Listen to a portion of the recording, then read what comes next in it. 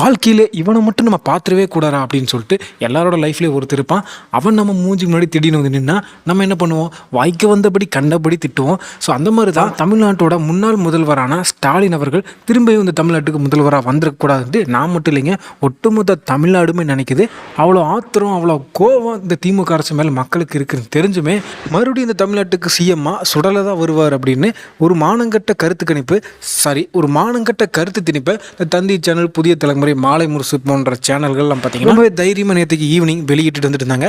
இதை பார்த்த நிறைய ஊப்பிகள் பார்த்தீங்கன்னா சந்தோஷப்பட்டாங்க. பத்திரிகையாளர் அப்படின்ற பேரில் அதிமுக மட்டும் நக்கி பொழைச்சிட்டு இருக்கிற ஒரு சில நக்கீரர்களுக்கு இந்த கருத்து திணிப்பை பார்க்கும்போது கண்டிப்பாக கிளிகள் தான் இருந்திருக்கும். ஆனால் சாதாரண அப்பாவி மக்களுக்கு இந்த மானங்கட்டவனுங்க போடுற கருத்து திணிப்பை பார்க்கும்போது ஏன்னா என் சொந்தக்காரங்க எல்லாருமே டிவி கேக்கு தான் போட்டோம், எனக்கு தெரிஞ்சு நான் கேட்ட எல்லாருமே விசிலுக்கு தான் போட்டாங்க, எப்படி இவனுங்க விஜய் ஜெயிக்க மாட்டார், திமுக தான் ஜெயிக்கும் அப்படின்னு மாதிரி சொல்கிறாங்க அப்படின்ட்டு ஒரு மிகப்பெரிய கேள்வியும் கவலையும் இருந்துகிட்டே தான் இருக்கும்.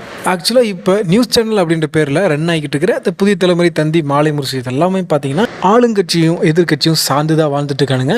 இவனுங்களுக்கு ஆட்ஸ் மூலிமா ரெவன்யூ வந்து சம்பாதிக்கிறத விட ஏடிஎம்கே டிஎம்கே கிட்ட பல தடவை நாய் பிஸ்கெட் வாங்கி இவனுங்க தின்னதுனால நேர்மையான ஒரு கருத்து கணிப்பு போட்டாலோ இந்த ரெண்டு கட்சிகளுக்கு எகென்ஸ்டாக ஒரு சின்ன நியூஸ் போட்டாலோ இவனுக்கு வர அந்த நாய் பிஸ்கெட் தடைப்படும். ஸோ அதன் காரணமாகவே ஆளுங்கட்சிக்கும் எதிர்கட்சிக்கும் இவனுங்க ஜால்ரா போட்டுதாகணும். இப்போ திமுக ஜெயிக்கும் அதிமுக ஜெயிக்கணும் கருத்து கணிப்பெடுத்த எல்லா போல்ஸ்டர் கம்பெனியுமே பார்த்தீங்கன்னா தமிழ்நாட்டை சேர்ந்தது தான். ஆனால் டிவிக்கே 120 தொகுதிகளில் ஜெயிச்சு முன்னிலை வகிக்கும் அப்படின்னு கருத்து கணிப்பை எடுத்த ஆக்சிஸ் இந்தியா பார்த்தீங்கன்னா வெளி மாநிலத்தை சேர்ந்த ஒரு போல்ஸ்டர் கம்பெனி. அதனால இவங்க திமுக கிட்டே அதிமுக கிட்டே பிஸ்கெட் வாங்கி திங்கக்கூடிய அவசியம் கிடையாது. இவங்களோட ஹிஸ்டரியுமே பார்த்தீங்கன்னா இதுக்கு முன்னாடி வந்த நிறைய தேர்தலில் இவங்க ப்ரெடிக்ட் பண்ணது மட்டும்தான் அக்யூரேட்டாக நடந்திருக்குது.